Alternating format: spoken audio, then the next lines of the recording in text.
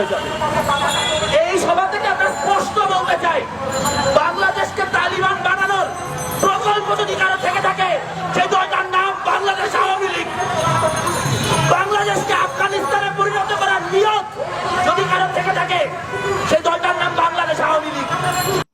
তারা প্যানেল দিবে এই রাজাকারদের সাথে কিসের কমনালিটি? এটা কি পূর্ব পাকিস্তান না বাংলাদেশ? এটা যদি বাংলাদেশ হয় তাহলে রাজাকারের ছবি ভিতরে কি করতেছে? আসসালামু আলাইকুম। আপনারা দুইটি ভিডিও দেখেছেন, মেঘ মোল্লার বসু। এর প্রথম যে 34 সেকেন্ডের ভিডিওটা, এই ভিডিওতে আপনার কি একবারও মনে হয়েছে যে এই মেঘ মোল্লার বসু জামাত বিদ্বেষী? আপনার একবারও মনে হবে না, মনে হবে এই আওয়ামী লীগ বিদ্বেষী। যেভাবে সে বিএনপি জামাতের নাম নিল, এও নিজেও বুঝতে পারছে বিএনপি এবং জামাত একই গাছের দুইটা শাখা, এবং সে সেই ভদ্রভাবেই নাম ধরে উচ্চারণ করেছে।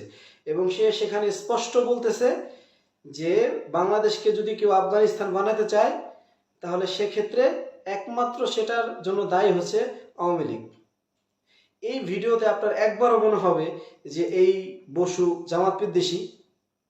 এবং আপনারা পরের যে 11 সেকেন্ডের যে ভিডিওটা দেখছেন, এখানে সে ডাইরেক্ট বলতেছে যে জামাত শিবিরের সাথে কিসের বোঝাপড়া, কেন রাজাকারের ছবি থাকবে। আপনার তার এই বক্তব্যটা আপনি একটু বুঝে দেখা করেন যে তার আগের বক্তব্য আর পরের বক্তব্যের মধ্যে কতটা আক্রমণ প্রকাশ করতেছে।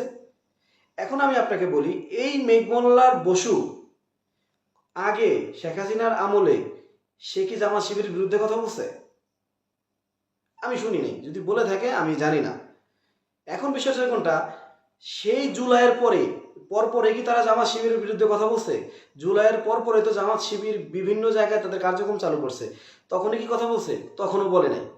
কখন বলছে?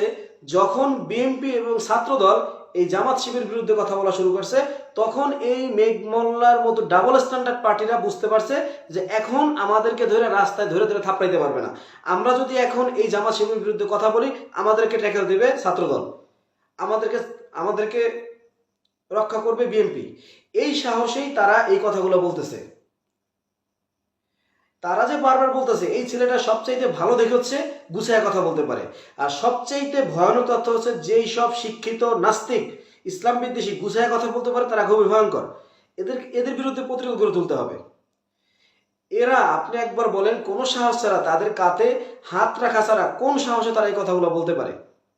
আওয়ামী লীগের বিচারে যারা রাজাকার প্রমাণিত হয়েছে, এই দেশের জনগণ কি তাদেরকে রাজাকার বলে মেনে নিবে? আপনি ইতিহাস পড়েন না? আমি একটা পোস্ট আজকে করেছি, 9টা দেশের ইতিহাস বলেছি। একটা সময় যারা স্বাধীনতার পক্ষে ছিল না, তারা দেশ গঠনে অংশগ্রহণ করছে। তাহলে এই জামাত শিবিরের প্রতি তাদের অ্যালার্জি কোথায়?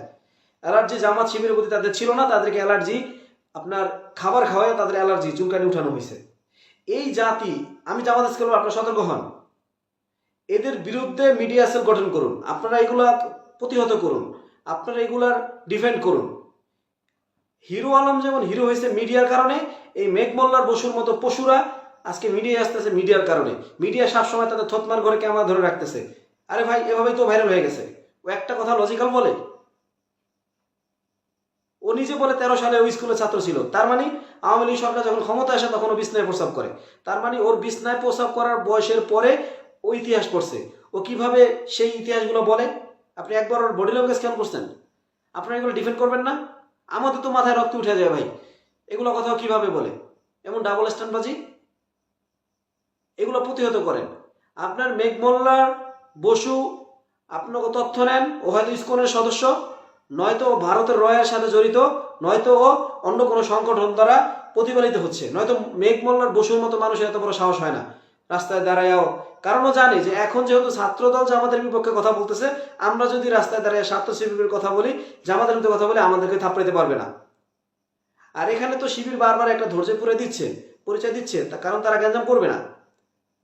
ও সেদিন একটা টকশোতে সরাসরি বলতেছে যে শিবির রক কাটে। আরে পশুর বাচ্চা, তুই একটা প্রমাণ দেখা। যদি কারো রক কাটে থাকে তাহলে মারা গেছে, তাহলে ওর কবর কোথায়?